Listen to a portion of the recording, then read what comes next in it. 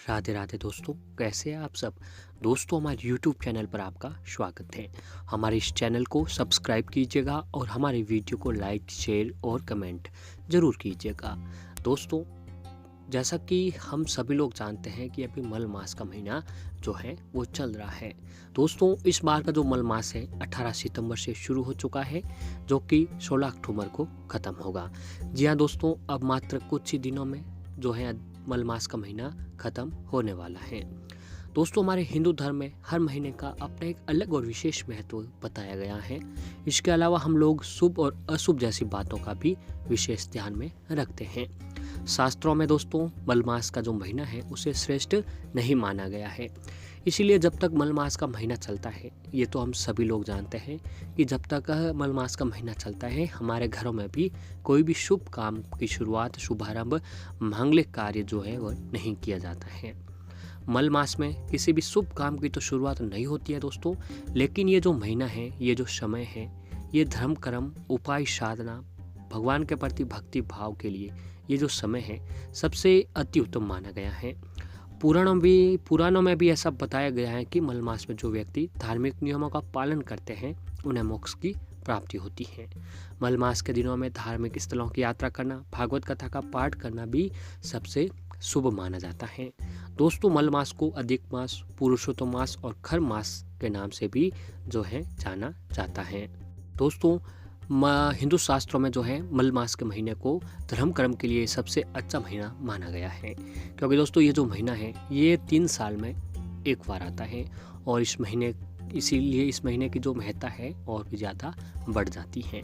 और इस महीने में जो भी दिन आते हैं, जो भी तिथियाँ, जो भी वार आते हैं, उसका महत्व भी बहुत ही ज़्यादा बताया गया है। क्योंकि दोस्तों इस महीने में जो भी एकादशी तिथि, पूर्णिमा तिथि या जो भी वार, जो भी तिथियाँ आती हैं, उसका जो महत्व है बहुत ही ज़्यादा होता है, क्योंकि ये जो दिन आते हैं ये 3 साल में एक बार ही आते हैं। और मल मास के दोस्तों प्रतिनिधि जो आराध्य देव है वह भगवान विष्णु जी हैं। इसीलिए इस महीने के दौरान भगवान विष्णु जी की पूजा जो है हमें नियमित रूप से करनी चाहिए। इस महीने में पड़ने वाली एकादशी तिथि को उपवास कर भगवान विष्णु जी की विधि विधान से पूजा कर उन्हें तुलसी के पत्तों के साथ भोग लगाने से हमारे समस्त सुखों की जो है हमें प्राप्ति भी होने लगती है। जी हाँ दोस्तों, अगर इस महीने में अगर आप भगवान विष्णु जी की विशेष तरीके से पूजा आराधना करते हैं तो दोस्तों आपके जीवन की जो जुड़ी सारी परेशानियां हैं वह भगवान पल भर में ख़त्म कर देते हैं। जी हाँ दोस्तों, ऐसे ही अधिक मास का महीना ख़त्म होने जा रहा है और ख़त्म होते होते अधिक मास के महीने में एकादशी का दिन भी पड़ रहा है। दोस्तों, हमारे हिंदू धर्म में एकादशी का जो स्थान है वह बहुत ही महत्वपूर्ण स्थान रखता है। हमारे हिंदू धर्म में प्रत्येक वर्ष 24 एकादशियाँ होती हैं। जब अधिक मास या मल मास आ जाता है तो इनकी संख्या बढ़कर 26 हो जाती है। अधिक मास या मल मास को जोड़कर वर्ष में 26 एकादशी होती है। अधिक मास में 2 एकादशी होती है जो परमा एकादशी और पदी मनी एकादशी के नाम से भी जानी जाती है। परमा एकादशी दोस्तों अधिक मास की आखिरी एकादशी होती है। दरअसल पुरुषोत्तम मास कृष्ण पक्ष की एकादशी तिथि को परम एकादशी के नाम से भी जाना जाता है। परमा एकादशी व्रत 13 अक्टूबर को रखा जाएगा। धार्मिक मान्यताओं के अनुसार इस एकादशी को व्रत करने से भगवान विष्णु जी का आशीर्वाद प्राप्त होता है और इसके साथ ही दुर्लभ सिद्धियां भी प्राप्ति होती है। इस एकादशी में श्रवणदान, विद्यादान, अन्नदान, भूमिदान और गोदान करने से जो है जातकों की सारी मनोकामना पूर्ण होती रहती है। दोस्तों, धार्मिक शास्त्रों में परमा एकादशी भगवान विष्णु जी के भक्तों को परम सुख देने वाली मानी गई है। कहते हैं कि इस एकादशी का व्रत करने से भगवान विष्णु जी की कृपा बनी रहती है और अधिक मास के कृष्ण पक्ष में आने वाली परमा एकादशी का व्रत करने वाले जातकों को दोस्तों परमा एकादशी का व्रत रखने वाले जातकों को बैकुंठ धाम की प्राप्ति होती है। बताया जाता है कि दोस्तों बैकुंठ धाम की प्राप्ति के लिए बहुत समय पहले ऋषि मुनि और संत आदि हजारों वर्षों तक तपस्या करते थे कि ताकि उन्हें बैकुंठ धाम की प्राप्ति हो सके। लेकिन दोस्तों ये जो एकादशी है परमा एकादशी, इस दिन व्रत रखने से इस व्रत का इतना अत्यधिक प्रभावशाली है कि इसके माध्यम से भी हमें बैकुंठ धाम की जो है प्राप्ति भी मिलने लगती है।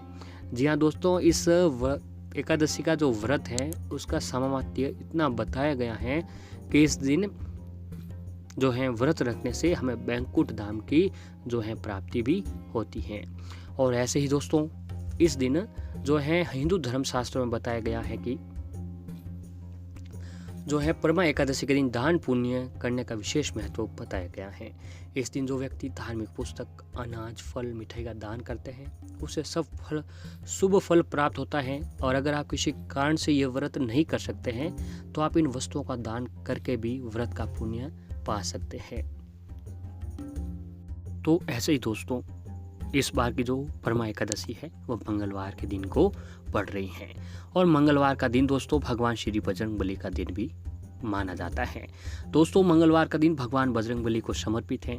ऐसे में एकादशी के शुभ अवसर पर मंगलवार के दिन अगर हम लोग ये एक छोटा सा काम करते हैं तो दोस्तों हमारे ऊपर भगवान विष्णु, माता लक्ष्मी जी के साथ साथ भगवान श्री बजरंगबली की भी कृपा हम पर जो है बनी रहती है। तो दोस्तों हमें इस एकादशी के दिन मात्र एक हमें लौंग का उपाय अवश्य करना चाहिए। जी हाँ दोस्तों, ये उपाय इतना कारागर है कि इनके उपाय करने से आपको कुछ ही दिनों में या कुछ ही समय बाद इसका परिणाम आपको देखने को मिलने लग जाएगा। तो आइए जानते हैं दोस्तों किस तरीके से हमें ये काम करना है। दोस्तों भारत को मसालों का देश भी कहा जाता है। दुनिया भर में भारतीय मसालों की धूम मची है। इन मसालों में सबसे ज़्यादा आम लौंग, जिसका न केवल मसाले के रूप में किया जाता है बल्कि सर्दी जुकाम आदि होने पर इसका उपयोग दवा के रूप में भी किया जाता है। आज हम आपको लौंग का एक ऐसा उपाय बताने जा रहे हैं जिसे करने के बाद आपके जीवन में चल रहे हर तरह के दुख दर्द को मिनटों में अंत हो जाएगा। तो आइए जानते हैं कि आखिर किस तरह से लौंग का उपयोग करने पर आपके जीवन में आने वाली सभी दुखों से निजात जो है पाया जा सकता है। तो दोस्तों इसके लिए आपको मंगलवार के दिन ये काम करना है कि सुबह के समय नहा धोकर पूजा करते समय यदि आरती के दिए में 2 लौंग डाल दे तो ऐसा माना जाता है कि इससे जो है हमारे सभी बिगड़े हुए काम बन जाते हैं। और दोस्तों अगर आप भी एकादशी के दिन या रोजाना ये काम करते हैं कि आरती के दीपक में 2 लौंग डाल देते हैं तो इससे आपके सारे बिगड़े हुए काम बन जाते हैं। और अगर किसी काम के होने में कोई अड़चन आ रही है तो वो भी दूर हो जाती है। आरती में उपयोग किए जाने वाले कपूर में भी लौंग डालकर आप आरती की प्रक्रिया पूरी कर सकते हैं। इसके अलावा दोस्तों आपको मंगलवार के दिन जो है 108 लौंग लेनी है और इससे एक आपको छोटी सी अच्छी सी एक माला 108 लौंग से तैयार कर लेनी है। अब आपको 1.25 किलो आटे का एक जो रोट होता है दोस्तों, रोटी, वो बना लेनी है। उस पर आपकी श्रद्धा के अनुसार पाव भर घी उसके ऊपर डाल दें। अब मंगलवार के दिन दोस्तों सबसे पहले हनुमान जी को आपके नज़दीक जहाँ कहीं पर भी हनुमान जी का मंदिर हो वहाँ पर आपको जाना है। वहाँ जाकर आपको उस लौंग का जो हार बनाया था, जो माला बनाई थी, उसे दोस्तों आपको हनुमान जी को पहना देना है, हनुमान जी की मूर्ति को और पहना देनी है। उसके बाद प्रसाद के रूप में रोटी और घी भगवान श्री हनुमान जी को चढ़ाएं। दोस्तों अगर आप एकादशी के मंगलवार के दिन ऐसा करते हैं तो आपको अपने सभी दुखों से कुछ ही दिनों में छुटकारा मिल जाएगा। और दोस्तों फिर एक बात को ये ध्यान रखना चाहिए कि पूजा के बाद प्रसाद के रूप में जो भी चढ़ाया गया रोटी थी उससे ले जाकर आपको किसी गाय को खिला देनी है। इससे भी दोस्तों ये काम अगर आप करते हैं तो आपके ऊपर भगवान हनुमान जी की कृपा सदैव बनी रहती है। और ऐसे ही दोस्तों एक काम यह है कि अगर आपके मन में धन प्राप्ति की इच्छा हो या फिर आपके घर में आर्थिक परेशानियां बहुत ज़्यादा है तो इसके लिए दोस्तों आपको मंगलवार के दिन सुबह नहा धोकर पूजन के बाद सरसों तेल का एक दिया जलाएं और उसमें 2 लौंग डाल दें। अब इसे हनुमान जी के आगे रख दें। ऐसा माना जाता है कि रोज़ लौंग के इस तरह से उपाय करने से आप कुछ ही दिनों में धन से जुड़ी समस्याओं से निजात पा सकेंगे। और ध्यान रखें कि पूजा करते समय हनुमान जी के आगे लौंग डाला हुआ दिया रख दें और पूरी श्रद्धा के साथ हनुमान चालीसा का पाठ करें। इससे आपके मन में छिपे सभी तरह के डर से भी आपको छुटकारा मिलेगा और धन की जो है आपको प्राप्ति भी होने लगेगी।